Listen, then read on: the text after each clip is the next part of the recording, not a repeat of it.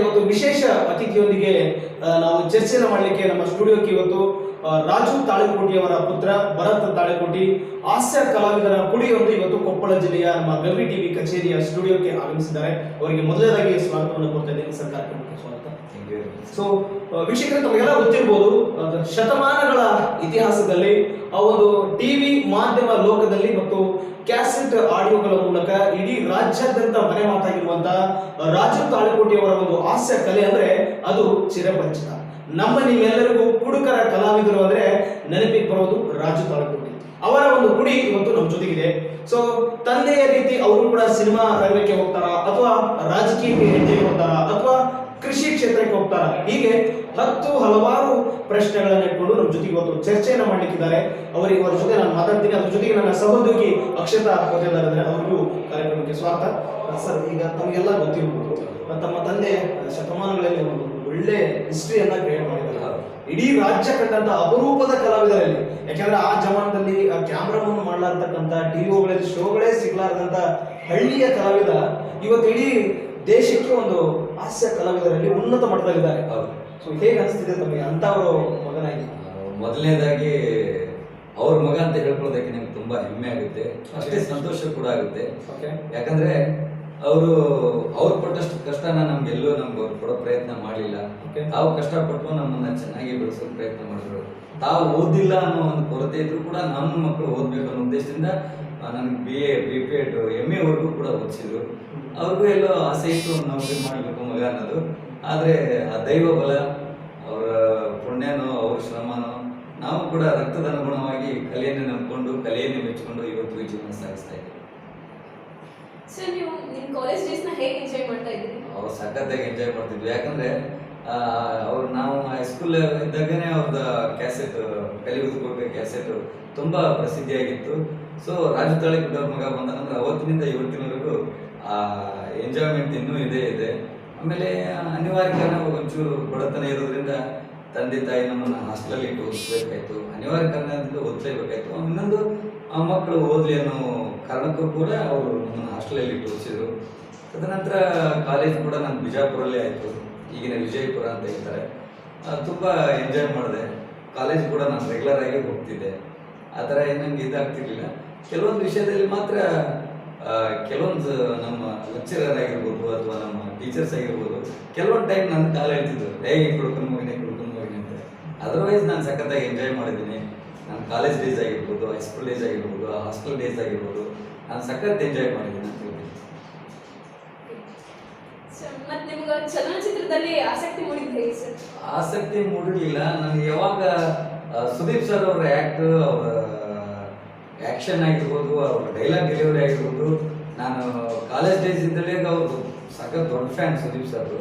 ಅವ್ರದೆಲ್ಲ ಬಾಡಿಗೆ ನನ್ನ face cut ಮಾಡಿ ಎಲ್ಲ ಅಂಟಿಸ್ಕೊಂಡು ಇವತ್ತಿನವರೆಗೂ ನನ್ನ ಹತ್ರ ಫೋಟೋಸ್ ಇದೆ. ಅವ್ರ ಬಾಡಿಗೆ ನನ್ನ ಫೇಸ್ ಹಾಕೊಂಡು ನಾನು ಸುದೀಪ್ ಅವ್ರ ತರ ಆ ಜಮಾನದಲ್ಲಿ ನಾನು ಕಾಲೇಜ್ ಡೇಸ್ ಅಲ್ಲಿ. ಸರ್, ಈಗ ಭರತ್ ಸರ್, ನಿಮ್ಮ ಜೊತೆಗೆ ನಾನು ಇನ್ನೊಂದು ವಿಚಾರ ಕೇಳಬೇಕು. ಖಂಡಿತ. ಸೊ ಲೈಫಲ್ಲೇ ಒಂದು ಮರೆಯಲಾಗದ ಕ್ಷಣ ಅಂದ್ರೆ ಒಂದು ಸರ್ಕಾರಿ ನೌಕರಿಯನ್ನ ತಾವು ಚಿಂತಿಸ್ತೀರಿ. ಹೌದು. ಆ ಒಂದು ಸಿನಿಮಾ ರಂಗದ ಹುಚ್ಚಾಟದಿಂದಾಗಿ ಆ ಒಂದು ಸಿನಿಮಾ ರಂಗಕ್ಕೆ ನಾನು ಹೋಗ್ಬೇಕು ಅಂತೇಳಿ ತಮಗೊಂದು ಸರ್ಕಾರಿ ನೌಕರಿ ಬರುತ್ತೆ. ಹೌದು. ಸೊ ಅದನ್ನ ತಾವೇ ತಿರಸ್ಕೃತ ಮಾಡ್ತೀರಿ. ಇನ್ಸ್ಪಿರೇಷನ್ ಅನ್ನೋದಕ್ಕಿಂತ ಆ ಟೈಮ್ ಆ ಥರ ಇತ್ತು. ಯಾಕಂದ್ರೆ ಆ ಸಿನಿಮಾಗೆ ಇನ್ನೂ ಬಂದಿರಲಿಲ್ಲ ನಾನು ಅವಾಗ. ಜಸ್ಟ್ ಅವಾಗ ಇನ್ನ ಅಂಬೇಗಾರ್ ಇಡ್ತಾ ಇದ್ದೆ, ಡ್ರಾಮಾದಲ್ಲಿ ನಾಟಕದಲ್ಲಿ ಒಳ್ಳೊಳ್ಳೆ ಹೀರೋ ಕ್ಯಾರೆಕ್ಟರ್ಗಳನ್ನು ಮಾಡ್ತಾ ಇದ್ದೆ. ಸೊ ನಮ್ಮ ತಂದೆಯವರಿಗೆ ಸಿಕ್ಕಾಪಟ್ಟೆ ಸಿನಿಮಾ ಆಫರ್ಸ್ ಇತ್ತು. ಈ ನಮ್ಮ ನಾಟಕ ಕಂಪ್ನಿ, ನಮ್ಮ ರಂಗಭೂಮಿನ ಉಳಿಸೋದು ಅಷ್ಟೇ ಅವಶ್ಯಕವಾಗಿತ್ತು. ಸೊ ಅವರು ಅಚಾನಕ್ ಕೇಳಿದ್ರು, ಅಂದ್ರೆ ಅವ್ರದ್ದು ಅಪ್ಪು ಆ್ಯಂಡ್ ಪಪ್ಪು ಅನ್ನೋ ಸಿನಿಮಾ, ಅಪ್ಪು ಮತ್ತು ಪಪ್ಪು, ಕೋಮಲ್ ಅವರು ಹೀರೋ, ಅವರು ಮೇನ್ ಕಾಮಿಡಿಯಂಟ್ ವಿಲನ್ ಇತ್ತು ಅದರಲ್ಲಿ. ಫಸ್ಟ್ ಟೈಮ್ ಅವರು ಔಟ್ ಆಫ್ ಕಂಟ್ರಿ ಹೋಗ್ತಾ ಇದ್ರು ಶೂಟಿಂಗ್ಗೋಸ್ಕರ. ಸುಮಾರು ಒಂದು 2-3 ತಿಂಗಳು ಅದು ಶೂಟಿಂಗ್ ಇತ್ತು ಔಟ್ ಆಫ್ ಕಂಟ್ರಿ, ಕಾಂಬೋಡಿಯಾ ಮತ್ತು ಮಲೇಷ್ಯಾದಲ್ಲಿ. ಸೊ ಅವಾಗ ಈ ಡ್ರಾಮಾ ಕಂಪ್ನಿ ಜವಾಬ್ದಾರಿಯನ್ನು ಹೊರವರು ಯಾರು ಇರಲಿಲ್ಲ. ಎಲ್ಲ ಜಾತ್ರೆಗಳು ಬರ್ತಾ ಇದ್ವಿ, ಕೊಪ್ಪಳ ಜಾತ್ರೆ ಆಗಿರ್ಬೋದು. ಸೊ ಫಸ್ಟ್ ಟೈಮ್ ಅವಾಗ ನನ್ನ ಜವಾಬ್ದಾರಿ ಮೇಲೆ ಕೊಪ್ಪಳ ಜಾತ್ರೆ, ಗವಿಸಿದ್ದೇಶ್ವರ ಜಾತ್ರೆ 2009ರಲ್ಲಿ ಬಂದಿದ್ದೆ. ಸೊ 2008ರಲ್ಲಿ ನಾನು ಹಂಗೆ ಅನ್ಎಕ್ಸ್ಪೆಕ್ಟೆಡ್ ಆಗಿ ನಾನು ಬಂದೆ. ಸೊ ಅಲ್ಲಿ ಇರುವಂತ ನಮ್ಮೂರಲ್ಲಿ ತಾಳಿಕೋಟೆಯಲ್ಲಿ ಇತ್ತು ಅವಾಗ ನಮ್ಮ ಡ್ರಾಮಾ ಕಂಪ್ನಿ. ಸೊ ಅಲ್ಲಿ ಜನ ಬಹಳ ಇಷ್ಟಪಟ್ಟು, ಚೆನ್ನಾಗಿ ಮಾಡ್ತಾನೆ ನಿಮ್ಮ ಮಗ, ಚೆನ್ನಾಗಿ ಮಾಡಿಸ್ರಿ, ಹೀರೋ ಪಾತ್ರ ಮಾಡಿದೆ ಫಸ್ಟ್ ಟೈಮ್. ಯಾರನ್ನ ನಂಬೋದು ಯಾರನ್ನ ಬಿಡೋದು ಅನ್ನೋ ಡ್ರಾಮಾದಲ್ಲಿ ಹೀರೋ ಪಾತ್ರ ಒಂದು 3-4 ಸೀನ್ ಅದಿತ್ತು. ಸೊ ಈಗ ಹೇಗೆ ನಡೀತದೆ ಸರ್ ತಮ್ಮ ಒಂದು ತಂಡದ? ಇಲ್ಲಿ ಸದ್ಯಕ್ಕಂತೂ ನಾನು ಇಲ್ಲಿ ಗಣಮಡೇಶ್ವರ ನಾಟ್ಯ ಸಂಘ ಕುಂಟೋಜಿ ಕೊಪ್ಪಳದಲ್ಲಿ ಮಾಡ್ತಾ ಇದ್ದೀನಿ. ಸೊ ಒಂದಿನ ಇಡೀ ನಮ್ಮ ಕೊಪ್ಪಳದ ಈ ಜಿಲ್ಲಾ ಎಲ್ಲ ಪೊಲೀಸ್ ಹೌದು. ತಂಡ ಕೂಡ ಅಲ್ಲಿ ಭೇಟಿ ಕೊಟ್ಟಿದ್ರು. ಹೌದು, ತುಂಬಾ ಖುಷಿ. ಎಲ್ಲರೂ ಕಲಾವಿದರನ್ನ ಆರೈಸುವ ಕೂಡ, ಅದ್ರ ಜೊತೆಗೆ ಆರ್ಥಿಕ ಚೈತನ್ಯ ಕೂಡ ನೀಡಿ ಇಡೀ ಎಂಟೈರ್ ಡಿಪಾರ್ಟ್ಮೆಂಟ್ ನಮ್ಮ ಒಂದು ಶೋನ ಬುಕ್ ಮಾಡಿಬಿಟ್ಟಿದ್ರು. ಇಡೀ ಎಂಟೈರ್ ಡಿಪಾರ್ಟ್ಮೆಂಟ್ ಖುಷಿ ಅನಿಸ್ತಾ ಇದೆ. ತುಂಬಾ ಖುಷಿ ಆಯ್ತು. ಅವ್ರು ಎಂಜಾಯ್ ಮಾಡೋದಿದೆಯಲ್ಲ, ಯಾಕಂದ್ರೆ ಸರ್ವೇ ಸಾಮಾನ್ಯವಾಗಿ ಕೆಲವೊಬ್ರು ಪೊಲೀಸರು ಬರ್ತಾರೆ, ಒಂದ್ ಸೀನ್ ನೋಡ್ತಾರೆ, 2 ಸೀನ್ ನೋಡಿರ್ತಾರೆ, ಮತ್ತೇನೋ ಅದು ಇಡೀ ಡಿಪಾರ್ಟ್ಮೆಂಟ್ ನಮಗೂ ಖುಷಿ ಆಗುತ್ತೆ. ಖಂಡಿತ ಸರ್, ತುಂಬಾ ಖುಷಿ. ಯಾಕಂದ್ರೆ ಸರ್ಕಾರ ನಿಮ್ ಜೊತೆಗೆ ಇದ್ದಾಗ. ಸರ್ಕಾರ ಅನ್ನೋದಕ್ಕಿಂತ ಅವ್ರು ಎಂಜಾಯ್ಮೆಂಟ್ ಮಾಡ್ತಾರೆ ಅನ್ನೋದು ತುಂಬಾ ಖುಷಿ. ಯಾಕಂದ್ರೆ ಅವ್ರಿಗೆ ಅದೇ ದಿನನಿತ್ಯ ಗೋಳು, ಅವ್ರು ಹಿಡಿಯಪ್ಪ ಈ ಕೇಸು ಆ ಕೇಸು ಅನ್ನೋದಕ್ಕಿಂತ ಇದು ನಮಗೋಸ್ಕರ ಒಂದು 3 ಅವರ್ ತೆಗೆದು ಎಂಜಾಯ್ ಮಾಡಿ ಆಮೇಲೆ ಎಲ್ಲಾ ಕಲಾವಿದರನ್ನ ಗುರುತಿಸಿ ಎಲ್ಲಾ ಕಲಾವಿದರಿಗೂ ಸನ್ಮಾನ ಮಾಡೋದಿದೆಯಲ್ಲ, ಅದು ಅವ್ರ ದೊಡ್ಡ ಗುಣ ಅನ್ಬೋದು. ಅವ್ರಿಗೆ ಹೆಡ್ಸಪ್ ಹೇಳೋದಕ್ಕೆ ಈ ಮುಖಾಂತರ ನಾನು ಇಷ್ಟಪಡ್ತೀನಿ. ಸರ್, ಕೊಪ್ಪಳ ಜನತೆ ಹೇಗೆ ಸ್ಪಂದಿಸ್ತಾ ಇದ್ದಾರೆ ಸರ್ ನಿಮ್ಗೆ ಇವಾಗ? ತುಂಬಾ ಸ್ಪಂದಿಸ್ತಾ ಇದ್ದಾರೆ. ಯಾಕಂದ್ರೆ ಈ ಹಿಂದೆ ನಾನು 2009ರಲ್ಲಿ ಬಂದಾಗ ನಂಗೆ ಬಹಳ ಅಭಿಮಾನ ಪ್ರೀತಿ ತೋರಿಸಿದ್ರು, ಈಗೂ ಕೂಡ. ಆಮೇಲೆ ಇನ್ನೊಂದು ಏನಂದ್ರೆ ಇಲ್ಲಿ ಕೊಪ್ಪಳದಲ್ಲಿ ಬಂದ ತಕ್ಷಣ ಈಗ ಒಂದು 2-3 ಸಿನಿಮಾ ಮತ್ತೆ ಹೊಸದಾಗಿ ಸಿಕ್ಕು, ಇನ್ನೂ ನನ್ಗೆ ಖುಷಿ. 2021ನೇದು ಹೊಸದಾಗಿ ಪ್ರಾರಂಭ. ಖಂಡಿತ ನಮ್ಮ ಮೇಲೆ ಯಾವಾಗಲೂ ಇದೆ ಅವ್ರದ್ದು. ಆಮೇಲೆ ಇನ್ನೊಂದು ಅವ್ರ ಆಶೀರ್ವಾದದೊಂದಿಗೆ ಫಸ್ಟ್ ಟೈಮ್ ನಾನೊಂದು ಡ್ರಾಮಾ ಬರೀತಾ ಇದ್ದೀನಿ, ನಮ್ಮೂರಾಗ ನಮ್ದ ಹವಾ. ಹೊಸದಾಗಿ ಇದನ್ನ ಕವಿ ಸಿದ್ದೇಶ್ವರ ಅವರ ಆಶೀರ್ವಾದದೊಂದಿಗೆ ನಾನು ಪ್ರಾರಂಭ ಮಾಡಿದ್ದೀನಿ ಅಂತ ಹೇಳ್ಕೊಳ್ಳೋದಕ್ಕೆ ತುಂಬಾ ಖುಷಿ ಪಡ್ತೀನಿ.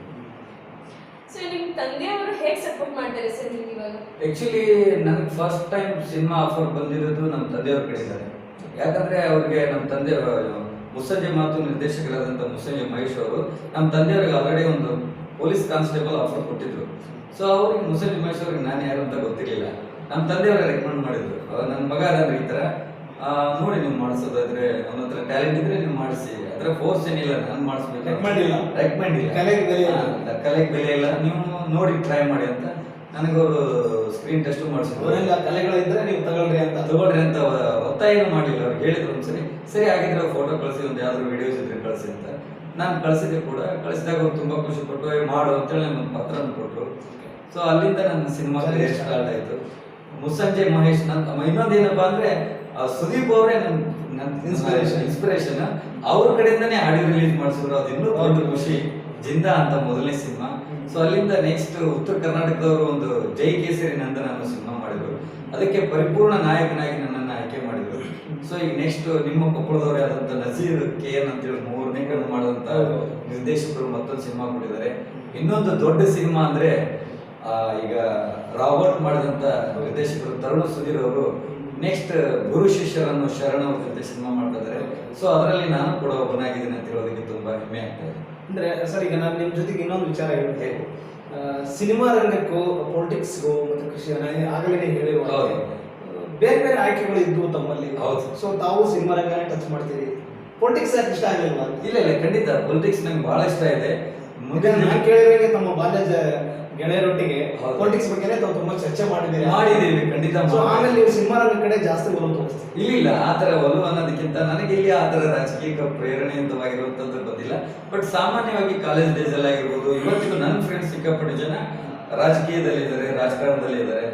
ನನ್ನ ಫ್ರೆಂಡ್ಸ್ ಇದ್ದವ್ರು ಯಾರು ಡ್ರಾಮಾದಲ್ಲಿ ಆಗಿರ್ಬೋದು ಅಥವಾ ಸಿನಿಮಾ ಕೆರಿಯರ್ ಬಂದಿಲ್ಲ. ಸೊ ರಾಜಕಾರಣದಲ್ಲಿ ಜಾಸ್ತಿ ಜನ ಇದ್ದಾರೆ. ಇಂದಿಲ್ಲ ನಾಳೆ ಹೋಗ್ತೀನಿ, ಹೋಗ್ಲೇಬೇಕು ಅಂತ ನಿರ್ಧಾರ ಏನು ಮಾಡಿಲ್ಲ, ಆದ್ರೆ ಹೋಗ್ಬೋದು ಅನ್ನೋಂಥ ಒಂದು ನಿರೀಕ್ಷೆ ಇದೆ. ಯಾಕಂದ್ರೆ ನಮ್ಮ ತಂದೆಯವರು ಕಲಿಯುಗ ಕುಟುಂಬದಲ್ಲಿ ಆಗಿರ್ಬೋದು, ಇವತ್ತಿನವ್ರು ಯಾವುದೇ ಒಂದು ಹಾಸ್ಯ ಕಾಮಿಡಿ ನಾಟಕಗಳಲ್ಲಿ ಹಾಸ್ಯ ಚಟಕ್ಕೆ ಮುಖಾಂತರ ರಾಜಕೀಯ ವ್ಯವಸ್ಥೆ ಎಲ್ಲವನ್ನೂ ಇಲ್ಲ. ಇನ್ನೊಂದು ವಿಚಾರ ನಾನು ಹೇಳಲೇಬೇಕು ಸರ್. ಈಗ ಪ್ರತಿಯೊಂದು ಹಳ್ಳಿಗಳ ಮನೆಯಲ್ಲಿ ಎಲ್ಲ ಹಳೆಯ ಸಾಮಾನುಗಳನ್ನ ಏನಾದರೂ ತೆಗೆದು ಹೊರ ಹಾಕಿದ್ರೆ ನಿಮ್ ತಂದೆಯವ್ರ ಕ್ಯಾಸೆಟ್ ಸಿಗುತ್ತೆ. ಸೊ ಅದರಲ್ಲಿ ಸಮಾಜದ ಕೊಳಕುಗಳನ್ನ ಎಳೆಯಾಗಿ ಎತ್ತಿಟ್ಟಿದ್ದಾರೆ. ಹಾಸ್ಯದ ಮೂಲಕ ಜನರಿಗೆ ರಾಜಕೀಯ ಸ್ಟ್ರಕ್ಚರ್ ಬಗ್ಗೆನೂ ಮಾತಾಡಿದ್ದಾರೆ. ಈ ಎಣ್ಣೆ ಇದ್ರ ಬಗ್ಗೆ, ಕ್ಯಾನ್ ಬಗ್ಗೆ, ನಮ್ಮದು ಚೆತ್ತಿದ್ದಾದ್ರೆ ಇವ್ರದ ಚೆತ್ತಿ ಆಮೇಲೆ ಸರಾಯಿ ಬಗ್ಗೆ ಅದರ ಜೊತೆಗೆ ರಾಜಕೀಯ ಕೆಟ್ಟ ರಾಜಕೀಯ ವ್ಯವಸ್ಥೆ ಕೂಡ ಅದರಲ್ಲಿ ಖಂಡಿತ ಮಾತಾಡಿದ್ದಾರೆ. ಸೊ ಆ ಬಗ್ಗೆ ನಮಗೆಲ್ಲ ಖುಷಿ ಇದೆ. ಅವು ಕೂಡ ಇದೇ ರೀತಿ ಹೋಗ್ತಿರಾಗ ಇಲ್ಲ, ಖಂಡಿತ ನನಗಂತದೊಂದು ಅವಕಾಶ ಸಿಕ್ಕರೆ ನಾನು ಈ ರಾಜ್ಯದ ಜನತೆಗಾಗಿರ್ಬೋದು ಅಥವಾ ನನ್ನ ಜನತೆಗೆ ಅಂತ ಆಗಿರ್ಬೋದು, ನಾನು ರಾಜಕಾರಣದಲ್ಲಿ ಖಂಡಿತ ಮುಂದುವರಿತೀನಿ. ಅದನ್ನ ಅವಕಾಶ ಸೊ ಈಗ ಅಂಬೆಗಾಲು ಇಡ್ತಾ ಇದ್ದೀನಿ. ಮುಂದಂತದ ಅವಕಾಶ ಚಿತ್ರರಂಗನೇ ನಿಮಗೆ? ಹೌದು, ಚಿತ್ರರಂಗ ಮನೆ. ಇನ್ನೊಂದು ಚಿತ್ರರಂಗ ಮನೆ ಅನ್ನೋದಕ್ಕಿಂತ ನನಗೆ ರಂಗಭೂಮಿ. ಯಾಕಂದ್ರೆ ಯಾಕಂದ್ರೆ ನನಗೆ ಚಿತ್ರರಂಗ ಯಾವಾಗ ಒಂದ್ಸರಿ ಕರೆಯುತ್ತೆ, ನನ್ನ 10 ದಿವಸನೋ 15 ದಿವಸ ಶೆಡ್ಯೂಲ್ ಇರುತ್ತೆ. ಆ ಶೆಡ್ಯೂಲ್ ಮುಗಿಸ್ಕೊಂಡ ತಕ್ಷಣ ಮತ್ತೆ ನಾನು ನನ್ನ ರಂಗಭೂಮಿಗೆ ಮರಳಿ ಬಂದು ನನ್ನ ದಿನನಿತ್ಯದ ನನ್ನ ಉಪಜೀವನ ನಡೆಸ್ತಾ ಇರೋದು ನನ್ನ ರಂಗಭೂಮಿ ಅಂತ ಹೇಳ್ಬೋದು. ಸರ್ ನೀವು ಫಸ್ಟ್ ಫಿಲ್ಮ್ ಮಾಡ್ಬೇಕಿದ್ದಾಗ ಯಾವ ತರ ಎಕ್ಸ್ಪೀರಿಯನ್ಸ್ ಗಳಾದ್ವು ಸರ್? ಕ್ಯಾಮ್ರಾ ನೋಡಿ ಹೆದರ್ತಿದ್ರ ಯಾವ ತರ? ಸಿಕ್ಕಾಪಟ್ಟೆ ನಮ್ಗೆ. ಯಾಕಂದ್ರೆ ನಾನು ಇಲ್ಲಿ 10 ವರ್ಷ ಹೆಚ್ಚು ಕಡಿಮೆ ಡ್ರಾಮಾದಲ್ಲಿ ರಂಗಭೂಮಿಯಲ್ಲಿ ಸಾವಿರಾರು ಜನರಿಗೆ ಸಿಕ್ಕಾಪಟ್ಟೆ ಡ್ರಾಮಾಗಳನ್ನು ಹೀರೋ ಆಗಿರ್ಬೋದು, ವಿಲನ್ ಆಗಿರ್ಬೋದು, ಕಾಮಿಡಿ ಆಗಿರ್ಬೋದು, ಎಲ್ಲ ತರದ ಕ್ಯಾರೆಕ್ಟರ್ ಮಾಡಿದ್ದೀನಿ. ಆದ್ರೆ ಈ ಕ್ಯಾಮ್ರಾ ಮುಂದೆ ಇಟ್ಟಾಗ ನಮ್ಗೆ ಆಕ್ಚುಲಿ ಕೈ ಕಾಲೆಲ್ಲ ಶೇಕ್ ಆಗ್ತದೆ. ಅವಾಗ ಮುಸಂಜೆ ಮಹೇಶ್ ಅವ್ರು ಏನಾಗಲ್ಲ, ಕೈ ನಮ್ಗೆ ಗಟ್ಟಿಯಾಗಿ ಇಟ್ಕೊಂಡಿದ್ವಿ, ಏನಾಗಲ್ಲ ಅಲ್ಲಿ ಏನ್ ಮಾಡಿದ್ವಿ ಅದನ್ನ ಎಷ್ಟು ಮಾಡೋದು. ಅಲ್ಲಿ ಕೆಟ್ಟರೆ ಏನೂ ಆಗ್ತಿರ್ಲಿಲ್ಲ, ಇಲ್ಲಿ ಕೆಟ್ಟ ನಾವು ಮಕ್ಕಳು ರೀಟೇಕ್ ಕೊಡೋಕೆ ಅವಕಾಶ ಇರುತ್ತೆ. ಸೊ ಸಿಕ್ಕಾಪಟ್ಟೆ ಯಾಕಂದ್ರೆ ಅವ್ರು ದೊಡ್ಡ ನಿರ್ದೇಶಕರು, ಸುದೀಪ್ ಅಂತವ್ರಿಗೆಲ್ಲ ಹಿಟ್ ಕೊಟ್ಟವರು. ಸೊ ಅಂಥವ್ರ ಎದುರಿಗೆ ಮಾಡ್ಬೇಕಾದ್ರೆ ತುಂಬಾ ಧೈರ್ಯ ಕೊಟ್ಟು ಧೈರ್ಯ ಆಯ್ತು. ಆದ್ರೂ ಹೆಂಗ ಮ್ಯಾನೇಜ್ ಮಾಡಿದೆ. ಒಂದ್ಸರಿ ಇನ್ನೊಂದ್ಸರಿ ಏನಾಯ್ತು, ಒಂದು ಡೈಲಾಗ್ ಲೆಂತಿ ಡೈಲಾಗ್ ಇದೆ. ಆಕ್ಚುಲಿ ನಮ್ಮ ಉತ್ತರ ಕನ್ನಡ ಭಾಷೆದಲ್ಲ, ಅದು ಕೊಳ್ಳೇಗಾಲ ಭಾಷೆ ಮಾತಾಡ್ಬೇಕಾಗಿತ್ತು. ಸೊ ಆ ಭಾಷೆ ನಂಗೆ ಒಂಚೂರು ಆ ಭಾಷೆ ಒಂಥರ ಬೇರೆನೆ, ಬಾಲಾಡ ಉಣುಂಡ ಹೋಗುಂಡ ಆ ಥರ ಭಾಷೆ ಅದು. ಸೊ ಒಂಚೂರು ಎಡವಟ್ ಆಯ್ತು, ಒಂದು ಲೆಂತಿ ಡೈಲಾಗ್ ಇತ್ತು ಅದು. ಅದನ್ನೊಂದು 10 ಟೇಕ್ ಆದ್ರೂ ನಾನು ಓಕೆ ಮಾಡೋಕ್ಕಾಗಿಲ್ಲ. ಫಸ್ಟ್ ಟೈಮ್ ಆಗಿರೋದ್ರಿಂದ ಅವಾಗ ಮಹೇಶ್ ಸರ್ ಹೋಗಿ ಸಿಕ್ಕಾಪಟ್ಟೆ ಮೈಲಿ ಗೀಕ್ ಎಲ್ಲ ಬಿಸಾಕಿ